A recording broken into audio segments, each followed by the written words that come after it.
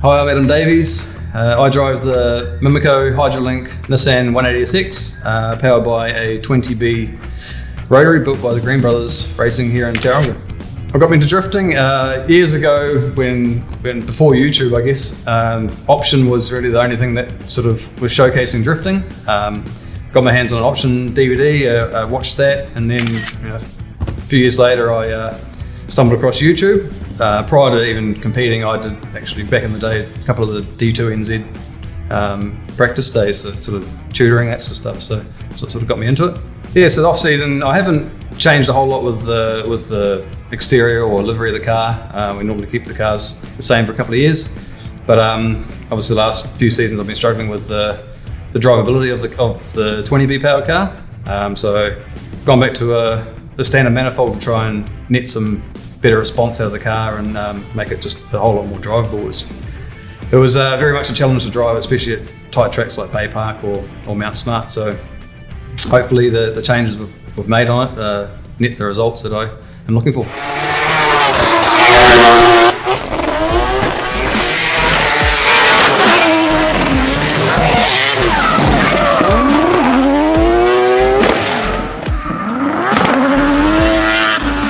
2016 to 2026, the difference is there's a lot of difference actually, but people, the power plant these days, people are going for 1,000 horsepower vehicles. Back in 2016 I had 500 horsepower. There's a massive difference.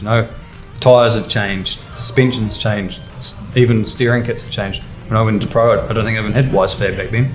So all those bits and pieces have just become so much more readily available that it's just changed the whole profile of drifting and the way we do things. Everyone's looking for as much grip as possible, and contrary to what others think, when you talk to someone, they say, "Oh, you make it nice and slippery, don't you? You got to have as much grip as possible." So yeah, I think that's just evolving. It's evolving quickly too, I think.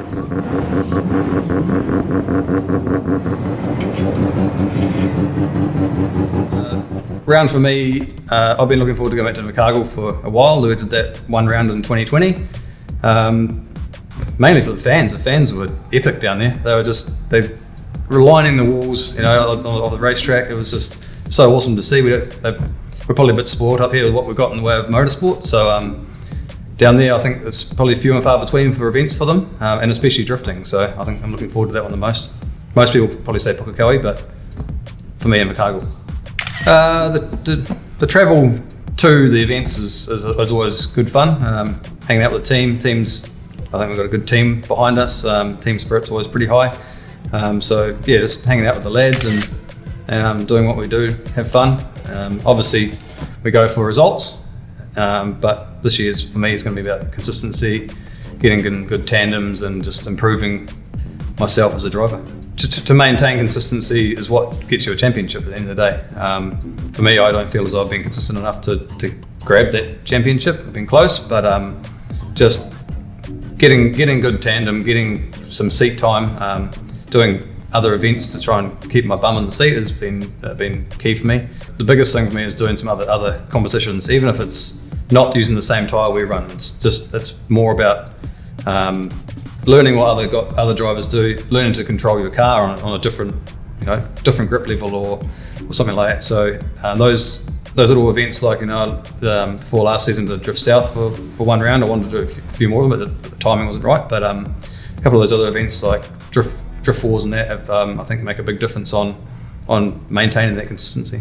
Yeah, I mean the amount of time you spend in the seat definitely makes a difference. Luke Fink's a prime example. All the drivers overseas, James Dean, are the same. They're weekend out, they're just in and out of the car the whole time. So I think that's the key to keeping your level up. And it's probably a bit harder in this country because there's not as many events as we get overseas, but try and do as many as you can, and it makes all the difference. The team aspect is a big one. If you don't have the right team behind you and the people supporting you, it makes it very hard to do a season. Most of your team, you're doing it for love of the sport. The guys are here helping you to achieve what you want to achieve. So without the crew first and foremost helping you, you just wouldn't be able to compete at this level. So that, along with family, it's I don't think people realise how much work goes in behind the scenes when you're competing in a full season. It's not a lot of track time at an event, but it's the time leading up to those events that really it takes its toll. It's a big commitment. Time you spend away from your family on the weekends and at night in the shed, and then they're still there supporting you either at the track or at home. And, my family's the same. Mum and dad are 100% behind what I'm doing, so it's awesome to have them. Essentially they've got my back on it, so it's awesome. I feel there's a lot of pressure when you've got that. It's a cutthroat sport. Everyone knows that, and that pressure definitely plays a big part in how you perform. You just got to keep your nerves under control. Close on someone's door. The feeling of being able to maintain that distance without making a big mistake and dropping back. That's what gives you the buzz. That gives you the excitement behind drifting. You can get that probably with road racing or something like that, but the fact that one little mistake can be the end of your entire weekend is what I guess gives it that thrill.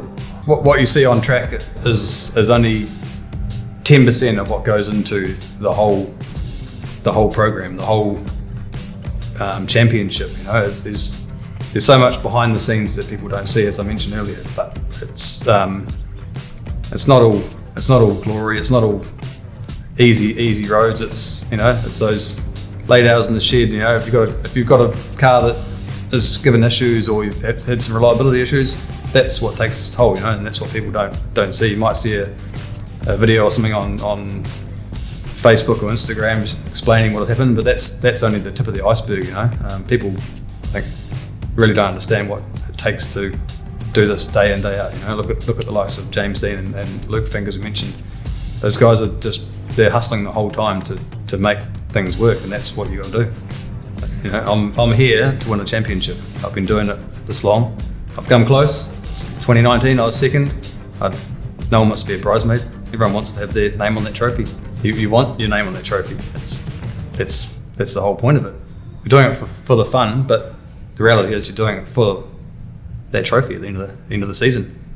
For me, I would actually be quite keen to do Formula Drift Japan. I think that looks like an awesome series. But just generally, I guess if you get a chance to battle any of your idols or the people you've looked up to for years, that's a win. I think that's what everyone looks forward to. You do these events and you put your hand up for things to try and hope that you're going to get the chance to drive with other people. I had the opportunity that Chelsea Denofa drove my old car, and that's could be a once in a lifetime opportunity, and you learn those little tricks and tips from them along the way. I think you can't get much better than that. I love drifting. That's what I've been doing for 14 years. I think I've done it 14 years consecutive now with D1NZ. I'm not going to be doing it forever, but if I was to do one other thing, I guess it's probably going to be circuit racing or something like that. Turn off your TV, turn up to the events, help us grow the sport. Without spectators, we don't have a motorsport. So it's all good having it free on TV. You might see a bit more, but there's nothing better than coming to the event, helping the drivers, helping the event organiser, and just generally helping the sport. Get off your bum, come to the event. G'day all, I'm Adam Davies. I drive the Mimico Hydraulink 180SX. Make sure this season you get yourself down to any event you possibly can. Help us out.